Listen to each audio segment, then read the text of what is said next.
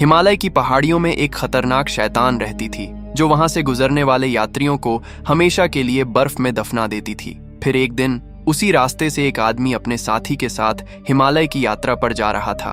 तभी अचानक बर्फ की रानी उनके सामने आ जाती है। वो बिना कुछ कहे अपने बर्फीले जादू से उसके साथी को पल भर में बर्फ की मूर्ति बना देती है। लेकिन उसे बिल्कुल भी अंदाजा नहीं था कि जिस आदमी पर उसने हमला किया है वो कोई साधारण इंसान नहीं बल्कि बुरे शैतानों का शिकार करने वाला एक शक्तिशाली साधु था। इसलिए वो बड़ी बहादुरी से उसका सामना करता है। लेकिन जब बर्फ की रानी उसके साथी को आजाद करने से इनकार कर देती है तब वो अपना पवित्र जादुई कटोरा निकालकर उसे उसी में कैद कर लेता है। उसके कैद होते ही उसका जादू भी खत्म हो जाता है और उसका साथी बर्फ से आजाद हो जाता है। इसके बाद उस मोंक का साथी उस शैतान को एक पवित्र मंदिर में ले जाकर हमेशा के लिए कैद कर देता है। असल में इस दुनिया में ऐसे बहुत से शैतान रहते थे जो इंसानों का खून पीकर या उनकी आत्मा चूसकर अपनी ताकत बढ़ाते थे।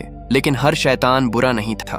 उन्हीं में से थीं 2000 साल पुरानी इच्छाधारी नागिनें जो पहाड़ों के बीच इंसानों से छिपकर रहती थीं। लेकिन एक दिन उनमें से एक की नजर एक साधारण लड़के पर पड़ती है और उसे पहली ही नजर में उससे प्यार हो जाता है। उस लड़के का नाम सियान था। वो एक डॉक्टर था जो अपने दोस्तों के साथ पहाड़ों पर दुर्लभ जड़ी बूटियां इकट्ठा करने आया था। तभी जब वो एक खड़ी पहाड़ी पर चढ़ने की कोशिश कर रहा होता है तो दूसरी नागिन शरारत में अपने असली रूप में आकर उसे डरा देती है। इससे सियान का संतुलन बिगड़ जाता है और वो सीधा नीचे बहते पानी में गिर जाता है। ये देखकर वो नागिन खुद को रोक नहीं पाती, इसलिए वो पहली बार इंसान का रूप धारण करके पानी में कूद जाती है और अपनी सांस देकर सियान की जान बचा लेती है। उसी नागिन का नाम सूजन था जबकि उसकी छोटी बहन का नाम ग्रीन था। जब सियान को होश आता है तो वो इधर उधर देखने लगता है और कहता है, वो लड़की कहाँ गई जिसने मेरी जान बचाई। उसके दोस्त उसका मजाक उड़ाते हैं और कहते हैं, दिन में सपने देखना बंद कर, यहाँ कोई लड़की नहीं है। लेकिन सूजन उसे दूर से ही निहार रही थी। दूसरी तरफ गांव में एक बड़ा फेस्टिवल होने वाला था, इसलिए मंदिर का पुजारी भी अपने चेले के साथ वहां जा रहा था क्योंकि उन्हें शक था कि इस फेस्टिवल में डीमन बहुत से इंसानों को मार सकते हैं। इसी दौरान सियान जड़ी बूटी लेकर उसी रास्ते से गुजर रहा होता है, इसलिए वो पुजारी और उसके चेले को गांव तक छोड़ देता है। लेकिन सूजन सियान की जान बचाने के बाद से ही उसकी यादों में खोई हुई थी क्योंकि उसे उससे प्यार हो गया था।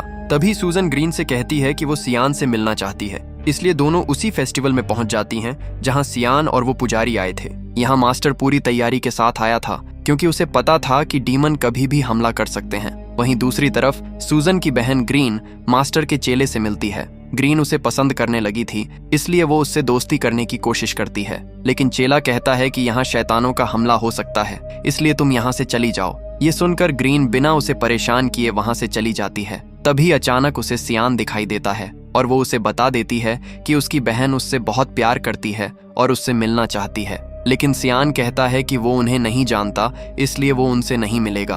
तब ग्रीन पानी में जाकर उसकी बोट को धक्का देने लगती है और उसे अपनी बहन के पास पहुंचा देती है। लेकिन सियान वहां से भागने लगता है। तभी सूजन ब्रिज तोड़ देती है और सियान से कहती है कि मुझे तुमसे प्यार हो गया है। लेकिन सियान कहता है कि वो किसी और से प्यार करता है। ये सुनकर सूजन उदास हो जाती है और उस लड़की के बारे में पूछती है। तब सियान बताता है कि वो उसे नहीं जानता क्योंकि एक दिन पहाड़ से गिरने पर उसने मेरी जान बचाई थी। ये सुनकर सूजन समझ जाती है कि सियान उसी से प्यार करता है, इसीलिए उसे याद दिलाने के लिए वो उसे पानी में गिरा देती है। और जब वो पानी के अंदर उसे चूमती है तब सियान को समझ आ जाता है कि ये वही लड़की है, इसीलिए वो खुश होकर उसे गले से लगा लेता है।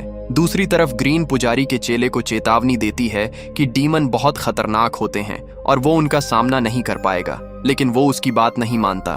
तब ग्रीन उसे बताती है कि वो भी एक डीमन हंटर है और सामने वाली बोट में कुछ डीमन एक लड़की का खून पी रहे हैं। ये सुनते ही चेला तुरंत उन पर हमला कर देता है। वो बड़ी बहादुरी से उनका सामना करता है और सभी डीमन को खत्म कर देता है। लेकिन तभी एक डीमन उसे पकड़कर काट लेता है, इसलिए वो तुरंत घंटी बजाकर मास्टर को मदद के लिए बुलाता है। लेकिन जब तक मास्टर वहां पहुंचता तब तक वो डीमन चेले को लेकर भागने लगता है, इसलिए मास्टर क्रिश जैसी शक्तियों का इस्तेमाल करते हुए उस डीमन की पूंछ पकड़ लेता है। हालांकि वो डीमन मास्टर को लावा से भरी गुफा तक ले जाता है, लेकिन आखिर में मास्टर उसे जादुई खंजर से जलाकर खत्म कर देता है। वहीं दूसरी तरफ सूजन सियान के घर पर आ जाती है। उसे देखकर सियान बहुत खुश हो जाता है और दोनों शादी करने का फैसला कर लेते हैं। दूसरी तरफ जिस मास्टर के चेले को डीमन ने काटा था वो भी अब धीरे धीरे एक डीमन में बदल रहा था। इसलिए वो खुद को खत्म करने का फैसला करता है ताकि वो किसी को नुकसान न पहुंचा सके।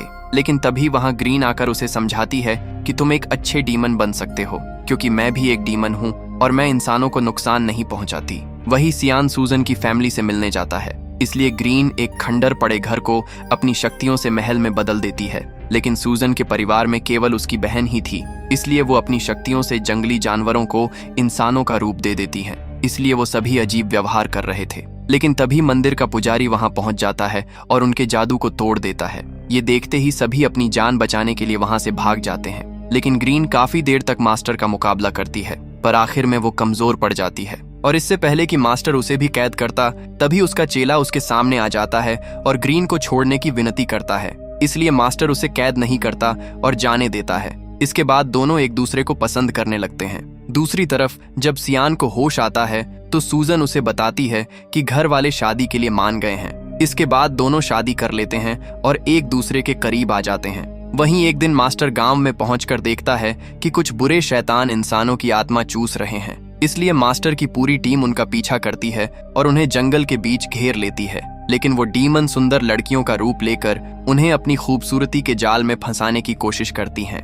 हालांकि मास्टर की शक्तियों के आगे उनका कोई भी पैतरा काम नहीं आता और वो उन सभी को अपने जादुई कटोरे में कैद कर लेता है। इसके बाद मास्टर गांव में पहुंचकर देखता है कि बुरे शैतानों के जहर से कई लोगों की मौत हो चुकी है, लेकिन जो लोग जिंदा बचे थे उन्हें सियान दवाई पिला रहा था। इसलिए मास्टर उसे समझाता है कि ये शैतानों का जहर है जिसे कोई भी दवाई ठीक नहीं कर सकती। लेकिन सियान किसी भी हालत में उन लोगों को बचाना चाहता था। इसलिए जब सूजन सियान को इतना परेशान देखती है तो वो उसकी जड़ी बूटी में अपनी शक्ति मिला देती है ताकि गांव वालों की जान बच सके। लेकिन इसकी वजह से सूजन बहुत कमजोर हो जाती है और उसे चक्कर आने लगते हैं। तभी सूजन का चूहा दोस्त उससे कहता है कि तुम्हें ऐसा नहीं करना चाहिए था, क्योंकि इससे तुम्हारी शक्तियां खत्म हो सकती हैं। लेकिन सूजन कहती है कि वो अपने पति को परेशान नहीं देख सकती और मैं उनके लिए कुछ भी कर सकती है। इसके बाद जब सियान गांव वालों को वो जड़ी बूटी पिलाता है तो सभी लोग धीरे धीरे ठीक होने लगते हैं। ये देखकर मास्टर भी हैरान रह जाता है, क्योंकि ये लोग किसी भी हालत में ठीक नहीं होने वाले थे। तभी उसे दवाई में एक अजीब सी गंध महसूस होती है। जब वो सियान से पूछता है तो उसे पता चलता है कि इस दवा को बनाने में उसकी पत्नी ने मदद की है। तभी मास्टर समझ जाता है कि सियान की पत्नी कोई साधारण महिला नहीं हो सकती। इसलिए वो सियान को अपनी सुरक्षा के लिए जबरदस्ती एक जादुई खंजर दे देता है। इसके बाद मास्टर सूजन का पीछा करते हुए एक गली तक पहुंच जाता है और दोनों के बीच लड़ाई शुरू हो जाती है। मास्टर उसे अपने ट्रैप में फंसा लेता है और कहता है, तुम इस दुनिया की नहीं हो, इसलिए तुम्हें ये जगह छोड़कर जाना होगा। लेकिन सूजन कहती है कि वो अपने पति से सच्चा प्यार करती है और उन्हें छोड़कर कहीं नहीं जाएगी। तब मास्टर उसे समझाता है कि उसके यहाँ रहने से सियान की जान को खतरा हो सकता है, इसलिए उसे यहाँ से जाना ही होगा। वो कहता है कि इस बार वो उसे सिर्फ इसलिए जिंदा छोड़ रहा है क्योंकि उसने अपने सैकड़ों साल का जीवन देकर गांव वालों की जान बचाई है। लेकिन अगर वो शाम तक उसे यहाँ दिखाई दी तो वो उसे हमेशा के लिए कैद कर देगा। ये सुनते ही सूजन की आंखों से आंसू बहने लगते हैं। वहीं शाम को सियान घर पर एक वाइन की बोतल लेकर आता है, लेकिन ये कोई साधारण वाइन नहीं थी, बल्कि एक मेडिसिन थी जिसे पीने के बाद सांप का जहर भी इंसान को नुकसान नहीं पहुंचा सकता था। इसलिए दोनों वो वाइन पी लेते हैं। लेकिन जैसे ही सूजन उसे पीती है उसे अजीब सा महसूस होने लगता है, इसलिए वो अचानक अंदर जाकर दरवाजा लॉक कर लेती है। सियान को लगता है कि वो उससे नाराज है, लेकिन तभी सूजन खुद को कंट्रोल नहीं कर पाती और धीरे धीरे सांप में बदलने लगती है। इतने में मास्टर भी वहां उसे लेने के लिए पहुंच जाता है। सूजन गुस्से में कहती है, आप हमारी खुशियों में रुकावट क्यों बन रहे हैं, और वो मास्टर पर हमला कर देती है। दोनों की लड़ाई के दौरान सियान के हाथ से जादुई खंजर नीचे गिर जाता है। सियान उसे अपनी सुरक्षा के लिए उठा लेता है, क्योंकि उसे नहीं पता था कि वो सांप उसकी पत्नी ही है। इसी दौरान वो गलती से वो खंजर सूजन के अंदर घोंप देता है। ये देखते ही सूजन की आंखों से आंसू बहने लगते हैं, क्योंकि उस जादुई खंजर के वार से उसके जीवन के 1000 साल कम हो चुके थे और अब वो कभी भी मर सकती थी।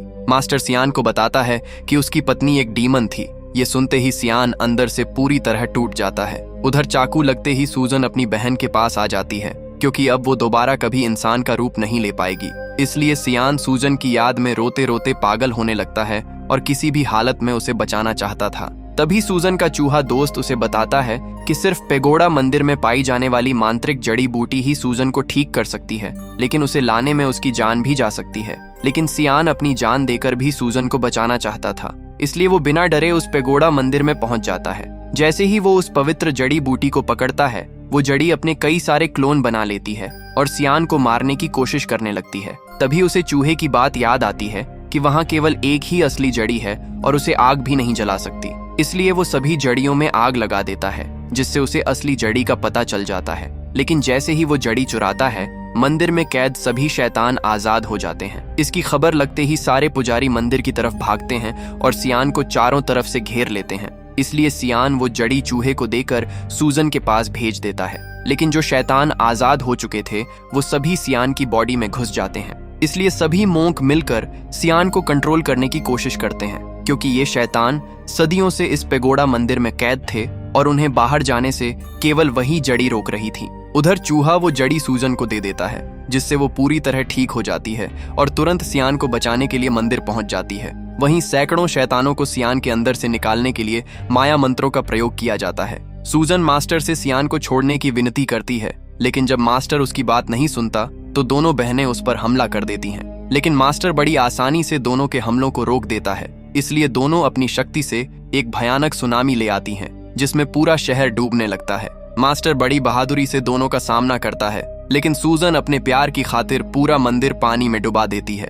वो दोनों दरवाजे तोड़कर अंदर जाने की कोशिश करती हैं, लेकिन जादुई मंत्रों की वजह से वो दरवाजा नहीं तोड़ पाती। तभी सूजन का चूहा दोस्त अपने साथियों के साथ मंदिर में घुस जाता है और सभी पुजारियों के हाथों की मालाएं तोड़ देता है, जिससे लुहान माया का पवित्र बंधन टूट जाता है और सियान आजाद हो जाता है। सूजन तुरंत सियान को उठाती है और पानी से बाहर ले आती है, लेकिन तब तक सियान लुहान माया के मंत्रों के प्रभाव से सूजन के बारे में सब कुछ भूल चुका था। सूजन समझ जाती है कि मास्टर ने जानबूझकर उसकी याददाश्त मिटाई है, इसलिए वो गुस्से में मास्टर पर हमला कर देती है। सूजन अपना असली रूप दिखाती है और हजारों सांप मास्टर को काटने लगते हैं, लेकिन फिर भी मास्टर उसके हमले को झेलकर पलटवार कर देता है। इसलिए सूजन की बहन ग्रीन मास्टर को निगल जाती है और उसे मारने की कोशिश करती है, लेकिन मास्टर उसके पेट को फाड़कर बाहर आ जाता है। अब जहर की वजह से मास्टर की हालत भी खराब हो चुकी थी और बाकी लोग भी पानी में डूब रहे थे। इसलिए शैतान बन चुका मास्टर का चेला सभी को पानी से बाहर निकालकर उनकी जान बचा लेता है।